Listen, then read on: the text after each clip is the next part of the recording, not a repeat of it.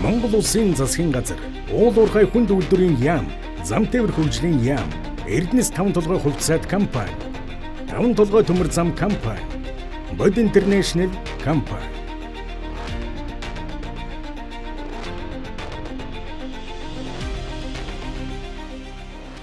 Таван толгой гашуун сугай чиглэлийн төмөр замын цогцлбор төслийн нэг гол бүрэлдэхүүн хэсэг болох зүтгүүрийн засварын төвийг Монгол улстай анхудаа Америк нэгдсэн улсын зүтгүүр зориулан зураг төсөл төлөвлөлтийн дагуу барьж байгууллаа.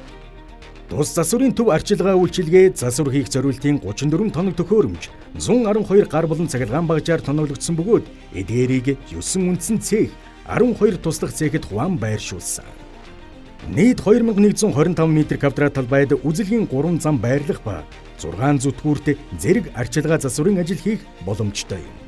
Барилга байгууламжийн хувьд инженер, техникийн ажилчдын офис, зэхэлтийн барилга, түлшний агуулга, зэхэлтийн сарвч, технологийн цэвэршүүлэх байгууламж зэрэг согц барилга байгууламжуудаас бүрдсэн.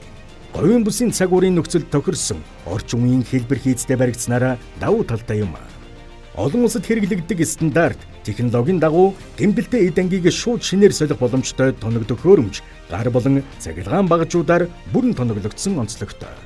Мөн зүтгүүрт элс, өргөлдийн шингэн, бүх төрлийн тос тослогооны материалыг зэхих зориулт бүхий барилга нь түлш, тосон дэлгэрэнгүй шинжилгээ хийх орчин үеийн багаж тоног төхөөрөмжөөр тоноглогдсон лабораторид.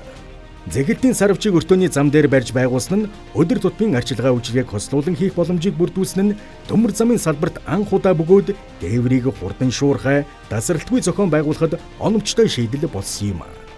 Орчин үеийн дэвшилтэд тоног төхөөрөмжөөр бүрэн тоноглогдсон зүтгүүрийн депо ашиглалтанд орсноор шинэ дэвшилтэд технологийн онцлогоо засвар үйлчилгээ хийж төмөр замын салбарын хөдлөх бүрэлдэхүүний парк сайжирч төмөр замын тээврийн хэмжээ өсөх бөгөөд Монгол улсын эдийн засгийн хувьд өндөр үр өгөөжийг өгөх юм.